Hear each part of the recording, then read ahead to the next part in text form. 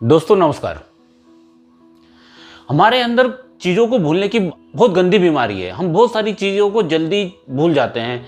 अगर कहें तो किसी भी चीज़ों को कब हमें भूलना चाहिए, कब हम उस चीज़ से डाइवर्ट हो जाते हैं, हमें पता भी नहीं चलता।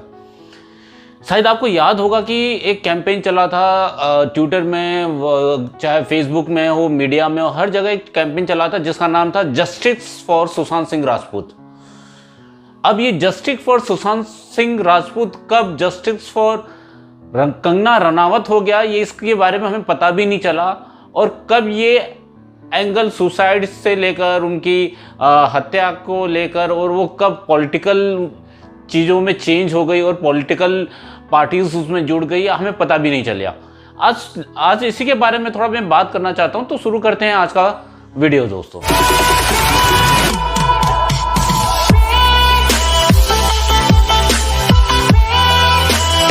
नंबर 1 दोस्तों, अगर आप देखेंगे सुशांत सिंह राजपूत का जो ये केस, जब आपको ये सब सडनली आया था, जो आपने ये न्यूज़ सुनी थी सुशांत सिंह राजपूत के बारे में, आपको भी शॉक लगा था और हमें भी शॉक लगा था। बड़ी खबर आ रही है, दुखद और चौंकाने वाली खबर है। फिल्म एक्टर सुशांत सिंह राजपूत ने अपने घर में आत्महत्या कर ली है। इस वक्त की बड़ी खबर हम आपको दे रहे हैं। अभिनेता सुशांत सिंह राजपूत ने बांद्रा इलाके में अपने घर में आत्महत्या कर ली है। उनका घर उनके तब ये सुनकर हमें बहुत बुरा लगा कि मतलब सुशांत सिंह राजपूत हमारे बीच में नहीं है और उन्होंने सुसाइड कर लिया। ठीक है, तो यहाँ तक तो ठीक था, उन्होंने सुसाइड किया और उसके बाद वो पुलिस उसके बारे में इन्वेस्टिगेशन करने लगी और चीज़ें हो रही थी। वहाँ तक जब ठीक था, तभी उसमें एक और नया एंगल इसमें जो आया, एंगल नंबर 2। सिंह राजपूत का 5 महीने से डिप्रेशन का उपचार चल रहा था। 5 दिन पहले फोन पर उन्होंने अपनी बहन को बताया था कि तबीयत ठीक नहीं है। इसके बाद उनकी बहन उनके घर आई और 2 दिन रही भी उनके साथ। तो सुशांत ने डिप्रेशन की दवा भी खाना बंद। उसके बाद इसको देखा गया कि ये डिप्रेशन का मामला मीडिया में भी खूब सारा उठा। आप लोग ने इसको देखा भी और मीडिया में भी खूब चला कि सुशांत सिंह राजपूत को डिप्रेशन था। वो पिछले 6 महीने से डिप्रेशन का इलाज करा रहे थे, 5 महीने से डिप्रेशन का इलाज करा रहे थे। तो इसके बारे में बहुत सारे लोगों ने खुलासा भी किया, उनके घर वालों ने भी बताया, और उसके सुशांत सिंह के करीबी जो थे या उनके नौकर थे जो उनके घर में काम करते, उन सब ने भी इसके बारे में बताया। तो यहाँ पर एंगल नंबर 3 आ गया, जो पॉइंट नंबर 3 है कि नेपोटिज्म।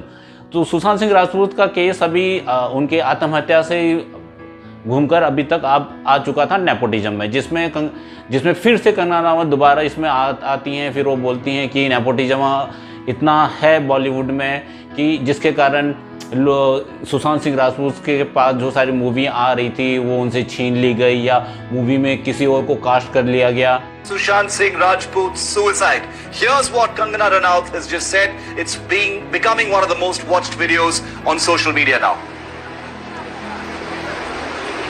सुशांत सिंह राजपूत की मौत ने हम सबको झंझोड़ के रख दिया है, मगर कुछ लोग जो इस चीज में माहिर हैं कि कैसे पैरेलल नैरेटिव चलाना है, वो इस तरह से चला रहे हैं कि हाँ, जिनका दिमाग कमजोर होता है वो ये डिप्रेशन में आते हैं और सुसाइड वगैरह कमिट करते हैं। जो बंदे ने स्टैनफोर्ड की स्कॉलरशिप, वो रैंक होल्डर है in his entrance for engineering, उसका दिमाग कमजोर कैसे हो सकता है? अगर आप देखें उनके कुछ लास्ट पोस्ट, वो क्लियरली कह रहे हैं कि लोगों को बैक कर रहे हैं कि प्लीज मेरी फिल्म में देखो, मेरा कोई गॉड फादर नहीं है, मुझे निकाल दिया जाएगा इस इंडस्ट्री से। अपने इंटरव्यू में वो जाहिर कर रहे हैं कि मुझे क्यों नहीं ये इंडस्ट्री अपनाती है, I feel like a left over. तो क्या इसमें इस हादसे की कोई बुनियाद नहीं है? अभिनेता सुशांत सिंह राजपूत की आत्महत्या। सुशांत की आत्महत्या के बाद ही देश की जनता इन बड़े बड़े फिल्म स्टार से सवाल पूछ रही है, और जनता चाहती है कि क्या यही लोग सुशांत की मौत के लिए जिम्मेदार है। ठीक है, यहाँ तक समझ आता है, क्योंकि हाँ नेपोटिज्म हम भी मानते हैं कि हाँ कहीं ना कहीं बुरा है, वंशवाद है, और पर्टिकुलर कुछ लोग हैं जो कि बॉलीवुड में शुरू से लेकर अभी तक उनका वर्चस्व है। हम इससे भी डिनाई नहीं करते और नेपोटिज्म को हम भी कभी भी प्रमोट नहीं करते, और नहीं ही मैं उसको सपोर्ट करता हूँ कि नेपोटिज्म अच्छा है।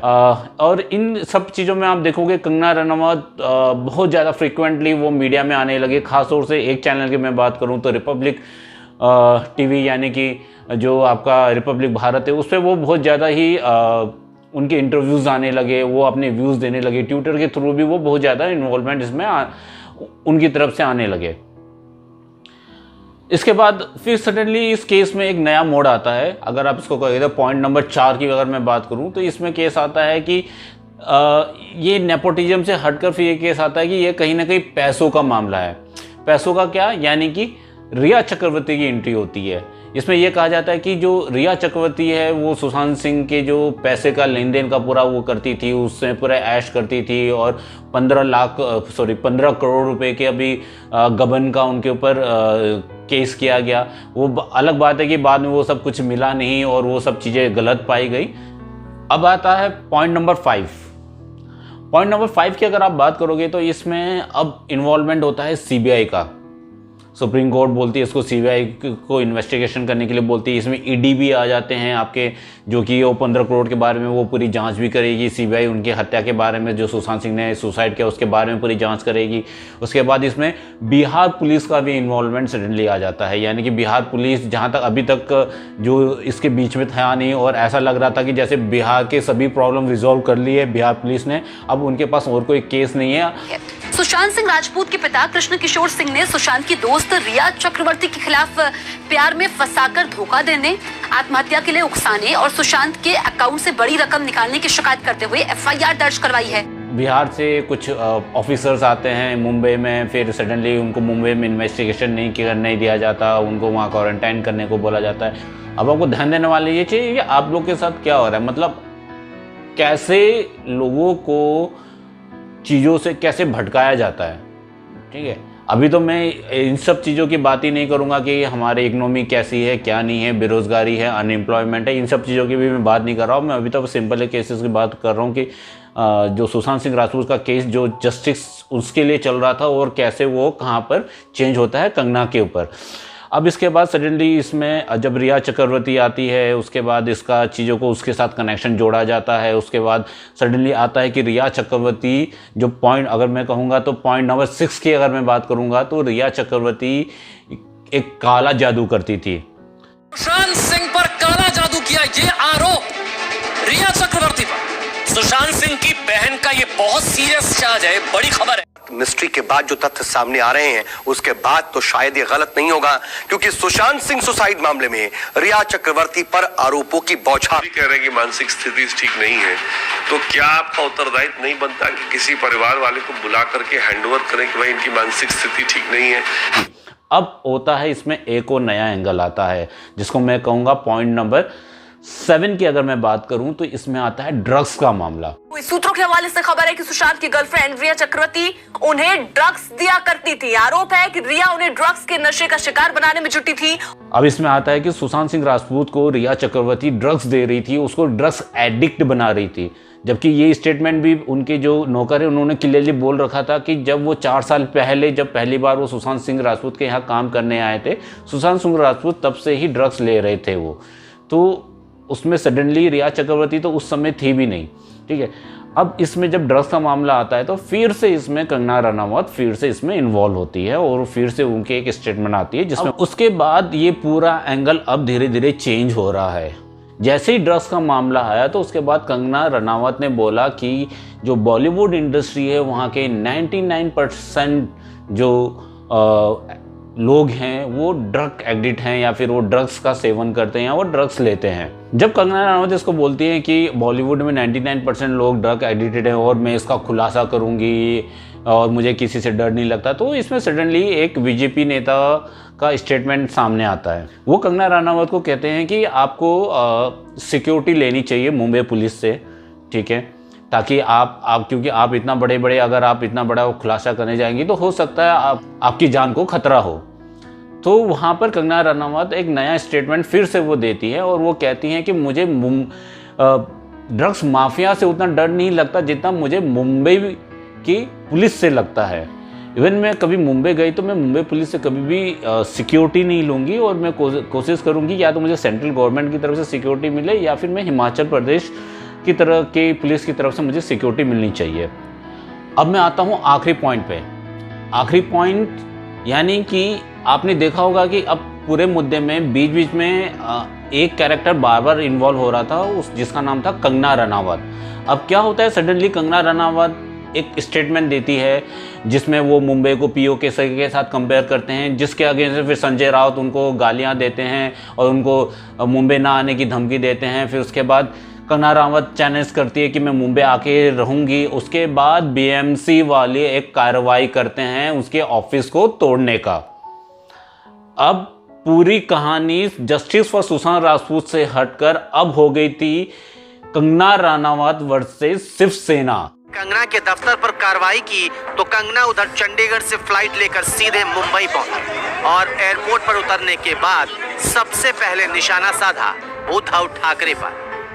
उद्धव ठाकरे, तुझे क्या लगता है कि तूने फिल्म माफिया के साथ मिलके मेरा घर तोड़ के मुझसे बहुत बड़ा बदला लिया है? आज मेरा घर टूटा है, कल तेरा घमंड टूटेगा। ये वक्त का पहिया है, याद रखना। कहानी कहाँ से कहाँ पूरी तरह से चेंज हो गई थी।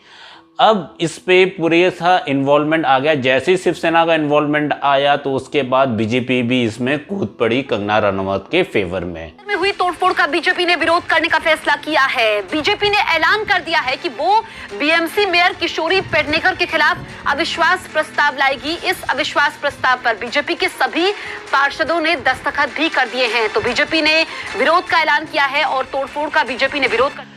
तो अब जो अगर आप देखोगे ट्विटर में भी, हर जगह मीडिया में भी एक ही चीज ट्रेंड कर रहा है। अब वो जस्टिस फॉर सुशांत सिंह राजपूत को हटा दीजिए, कंगना रनावत हो गया है।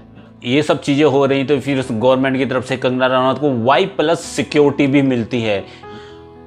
अब इसके बाद पूरी कहानी में कंगना रनावत कभी महाराष्ट्र सरकार को धमकी दे रही हैं या फिर कभी महाराष्ट्र सरकार जो है कंगना रनावत को धमकी दे रहे हैं। तो इस पूरी कहानी में आपको मतलब अब समझ सकते हो कि अब किसी ने आत्महत्या की, उसका क्या रीज़न था, वो चीज़ अभी लोग उस पर बिल्कुल फोकस नहीं है लोगों का। उनको कोई मतलब नहीं है कि उस चीज़ में एक्चुअल में क्या प्रॉब्लम थी सुशांत सिंह राजपूत के। अब पूरा घूमकर हो गया है जस्टिस फॉर कंगना रनावत। तो आपको पूरी ये समझने वाली बात है कि ये चीज़ें कहाँ थी और कहाँ पर ले आई। और अभी तक भी हम जो बेसिक मुद्दे हैं हम उसको भूल चुके हैं।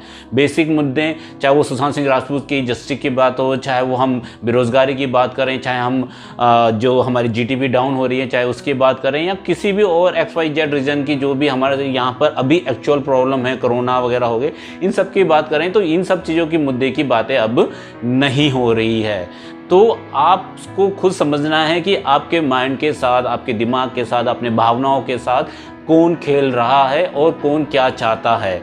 तो मेरा इसको वीडियो को करने का बस एक ही मकसद था कि आपको समझाऊं कि चीज़ों को कब कौन कैसे अपने हिसाब से मैनिपुलेट कर रहा है, वो आपको और हमें समझना पड़ेगा।